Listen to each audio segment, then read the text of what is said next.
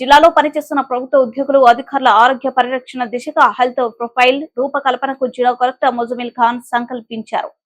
సమీకృత జిల్లా కలెక్టర్లు జిల్లా వైద్య ఆరోగ్య శాఖ ఆధ్వర్యంలో ప్రత్యేక వైద్య శిబిరాన్ని ఏర్పాటు చేశారు. జిల్లా కలెక్టర్ ముజమిల్ ఖాన్ ఆదేశాల మేరకు డిఎంహెచ్ఓ డాక్టర్ మాలతి సారథ్యంలో deputy DMHO doctor Bezawada Saidulu, DCHS doctor Rajasekhar Goud సంయుక్తంగా హెల్త్ క్యాంప్ ను విజయవంతంగా నిర్వహించారు. ఇట్టి ప్రత్యేక వైద్య శిబిరాన్ని జిల్లా కలెక్టర్ ముజమిల్ ఖాన్ సందర్శించడంతో పాటు వైద్య పరీక్షలు చేయించుకున్నారు.